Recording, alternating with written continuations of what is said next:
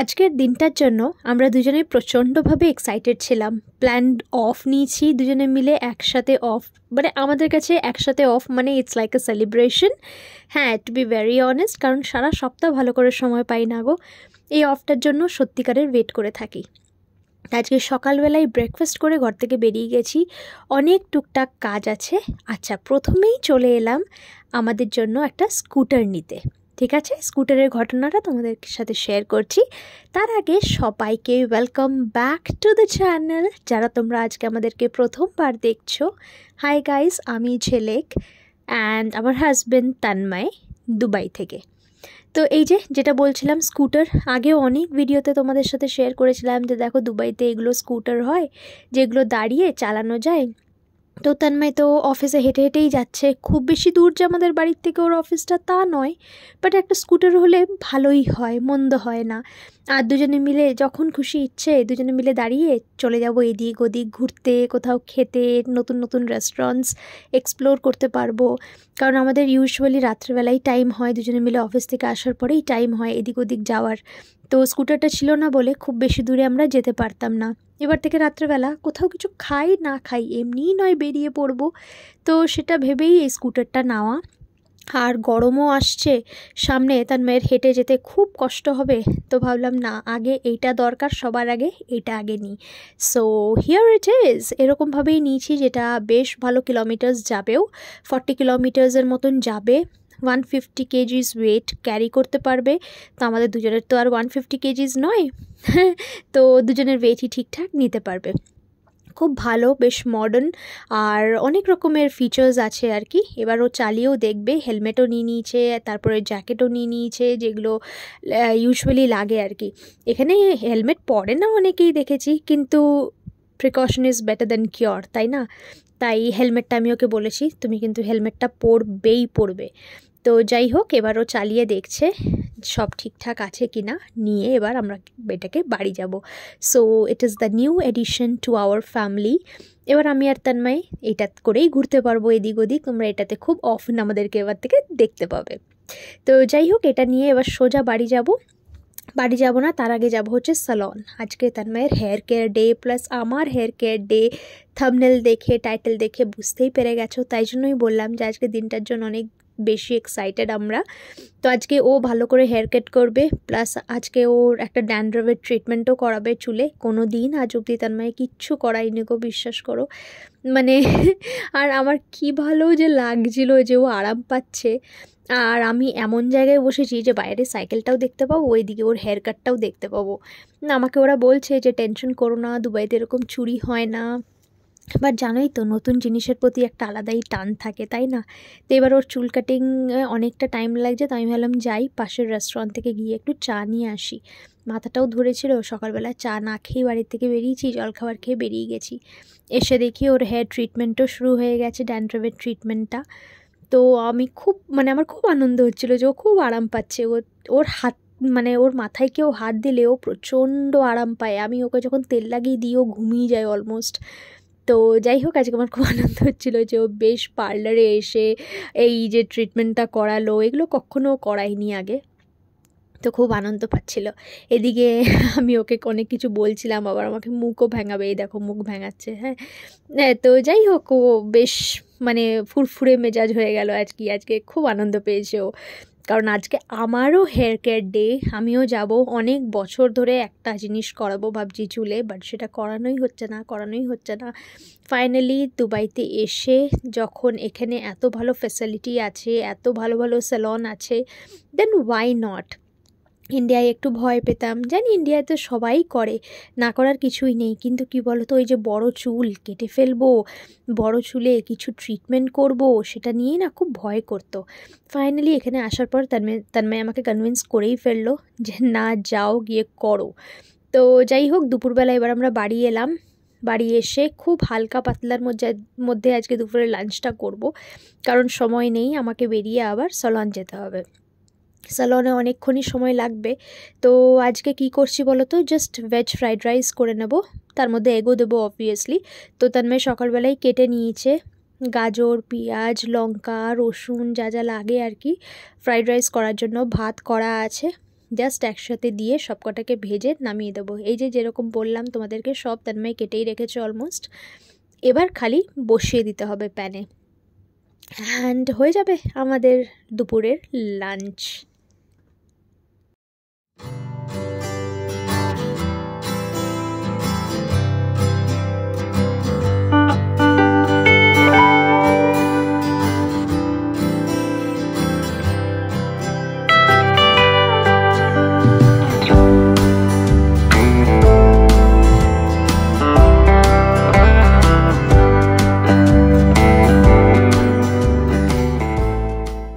আমাদের almost lunch ready.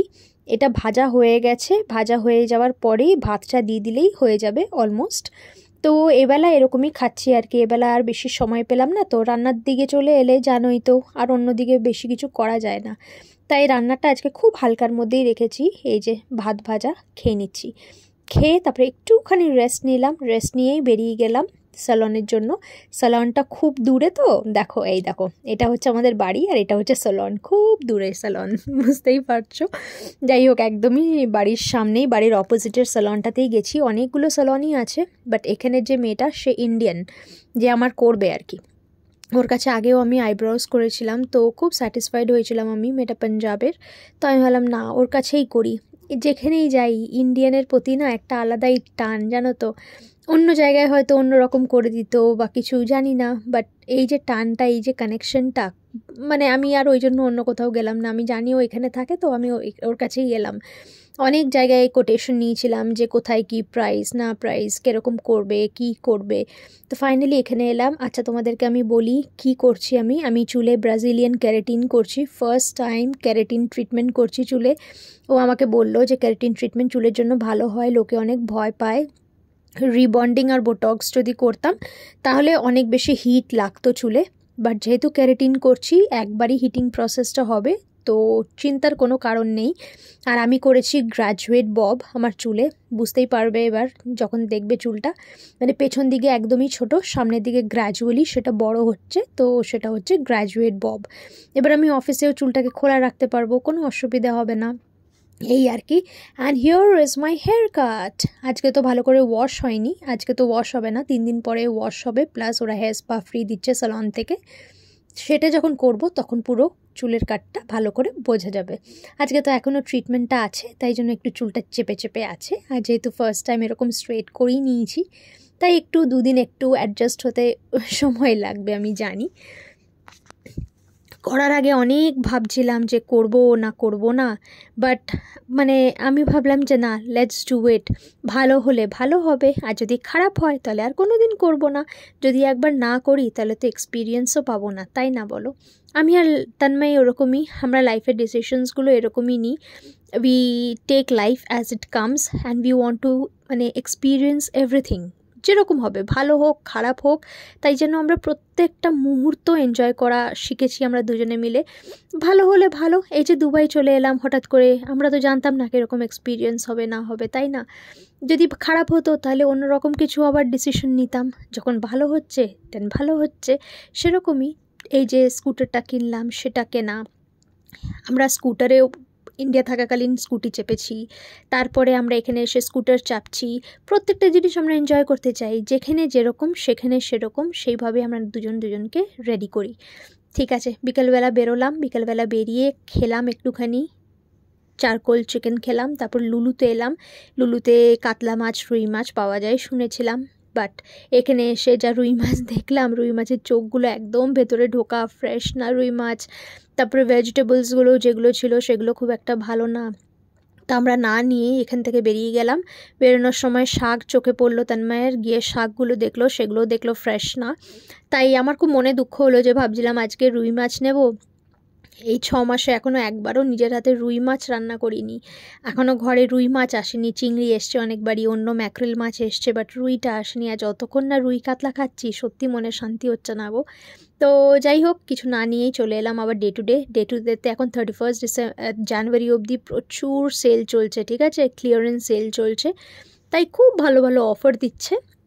এই সানগ্লাসগুলো চোখে পড়লো, আমরা নিই যদিও বা কোনো সানগ্লাস, জাস্ট এখান থেকে দেখছিলাম, খুব ভাইব্রেন্ট কালার্সও ছিল, অনেক কিছু একদম সানগ্লাসেস ছিল, বাট আমি আর তন্ময় দুজনে একটু ভালো সানগ্লাস পরা প্রেফার করি, চোখের ব্যাপার তো।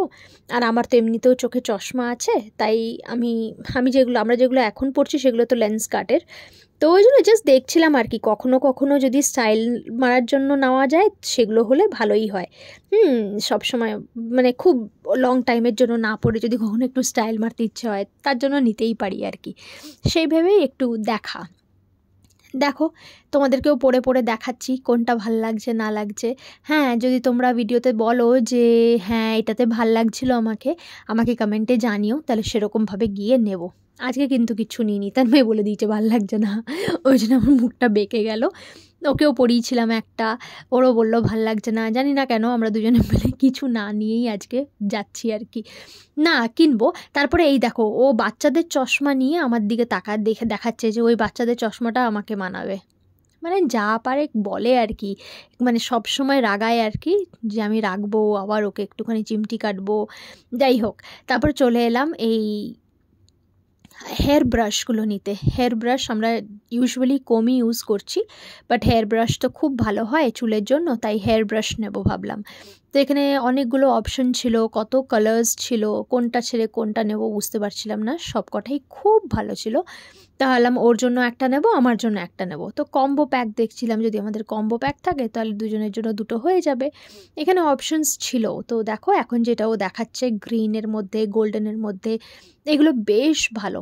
তো আমি এই বড়টা নেব আর ওই ছোটোটা নেবে। তো দুটো কালারের মধ্যে আমরা একটু কনফিউজ ছিলাম, তো ফাইনালি আমরা এই গোল্ডেন কালারেরটাই নিলাম, গ্রিনটা নিলাম না, গোল্ডেন কালারেরটাই নিলাম। টুকটাক শপিং করলাম আর কি, জানো তো একসাথে বেরোলে একটুখানি শপিং করতে ইচ্ছেই করে, টুকটাক জিনিস, মানে খুব মানে একদম দরকার নেই সেরকম কিছু না, দৈনন্দিন জীবনে যা যা দরকার সেরকমই আর কি কিনি। তারপরে চোখে পড়লো এই ড্রিম ক্যাচারগুলো, কি সুন্দর সুন্দর ড্রিম ক্যাচারগুলো, দেখো কত রকম কালারফুল ড্রিম ক্যাচারগুলো, ইভিল আইয়ের মধ্যেও আছে, খুব সুন্দর সুন্দর ড্রিম ক্যাচার ছিল। তন্ময়ও দেখছিল ড্রিম ক্যাচার, কোনটা নিয়েছি সেটা বাড়ি গিয়ে তোমাদেরকে দেখাচ্ছি। এখানের কালারগুলো দেখো কি সুন্দর না, কোনো সাদা দেয়ালে যদি এগুলো টাঙানো হয় কি ভালো যে লাগবে, তাই না বলো। যাই হোক, ডে টু ডে থেকে টুকটাক জিনিস কিনে এখন চলে এলাম আবার সিটি কর্নারে, যেখানে ইউজুয়ালি আমরা আসি। সিটি কর্নারে আগের দিন তোমাদেরকে দেখালাম না, পপকর্ন আর আইসক্রিম নতুন বসিয়েছে, তো এখান থেকে ও সফটিটা নিচ্ছে, বললো আমি আইসক্রিম খাবো, অনেকদিন আইসক্রিম খাইনি। এলাম ঠিক আছে খাও, আমি তো ইউজুয়ালি আইসক্রিম খাই না খুব একটা, তো ও একটাই নিল। এগুলোকে সফটি বলে আর কি, চেন্নাইতে আমরা খুব খেতাম, বেশি ফ্লেভার্সও ছিল না এখানে, খালি ভ্যানিলাটাই ছিল, তো ভ্যানিলাটাই নিল। ও চাইছিল স্ট্রবেরি, বাট স্ট্রবেরি ছিল না, ভ্যানিলাটা ছিল, ভ্যানিলা নিল। এখানে ঢুকলাম আবার একটু মশলাপাতি দেখবো বলে, এখানে ঢুকলাম আর দেখবো যে আবার রুই মাছ কাতলা মাছ এখানে আছে কি না, এখানে ইউজুয়ালি থাকে না, তাও ভাবলাম লেটস ট্রাই আর লাক। আমার মন খারাপ হয়ে গেছিলো লুলুতে ওরকম মাছ দেখে, তো ভাবলাম ঠিক আছে এখানে এসে দেখি। খুব রুই মাছ কাতলা মাছ খেতে ইচ্ছে করছিল গো, আমি অন্য কোনো মাছের স্বাদ পাই না। আর হ্যাঁ, চিংড়ি তো ফেভারেট, চিংড়িটা তো খুব খাওয়া হয়, বাট এরকম যে রুই মাছের ঝোল, অ্যান্ড এসে দেখি এখানে রুই মাছ আছে, তাও আবার ফ্রেশ। বলে না কোনো কিছু সত্যিকারের মন থেকে চাইলে ঠিক হয়, রুই মাছ আমরা পেয়ে গেছি। বাড়ি এসে লেগে পড়লাম রাতের ডিনার বানাতে, রুই মাছ এনেছি, তাহলে রাতের রুই মাছ হবে না, এটা তো হতেই পারে না। তো রাত্রেও এক তরকারি ভাত খাচ্ছি আজকে, ভালো করে রুই মাছের ঝোল দিয়ে ভাত খাওয়া হবে, কারণ বুঝতেই পারছো বাইরের কাজগুলো বেশ করতে হয়েছে আজকে, খুব বেশি সময় পাইনি যে অনেক কিছু রান্না করব। এদিকে আমি মাছ ভাজা বসিয়ে দিয়েছি, তার মেয়ে এদিকে মাছের ঝোলের জন্য কাটাকাটি শুরু করে দিয়েছে, পেঁয়াজ কাটা শুরু করেছে, তারপরে ওইদিকে কাটা হয়ে গেছে অলরেডি আলু আর টমেটো। যাই হোক, খুব এক্সাইটেড, আজকে ভালো করে রুই মাছ দিয়ে ভাত খাবো, ছুটির দিনটা জমে যাবে একদম। তো আশা করছি ভিডিওটা তোমাদের দেখতে ভালো লাগছে, আর ডে টু ডে থেকে কী কী কিনেছি সেটা তোমাদেরকে দেখাচ্ছি, ঠিক আছে। আগে রান্নাটা করে নিই, রান্না করে খেয়ে নিলে না তবে শান্তি, অনেক কিছু আর মানে ভাল লাগছিলো না, খিদে পেয়ে গেছিলো। খেয়েছিলাম, চারকোল চিকেন খেয়েছিলাম, তাও তো সন্ধেবেলা অনেকক্ষণ রাতও হয়ে গেল, তাই তাড়াহুড়ো করে আগে রান্নাটা করছি আর কি। দুজনে মিলে ছুটি পেয়েছি, আমার আবার কালকেও ছুটি আছে, আমি 2 দিন পর পর ছুটি পেয়েছি। যাই হোক, এই যে রেডি আমার রুই মাছ, আমি ভীষণ হ্যাপি মানে তোমাদেরকে বলে বোঝাতে পারবো না। এই 6 মাসে প্রথম আজকে আমি রুই মাছ রান্না করলাম, খুব খুশি হয়ে গেছি গো আমি। বাকি মাছগুলো ভেজে ফ্রিজে রেখে দেবো, কালকে আবার বানিয়ে নেব। আচ্ছা এই কাপটা কিনেছি আর একটা অ্যাশ কালারের কিনেছি। তারাও এর আবার অনেক সিস্টেম আছে।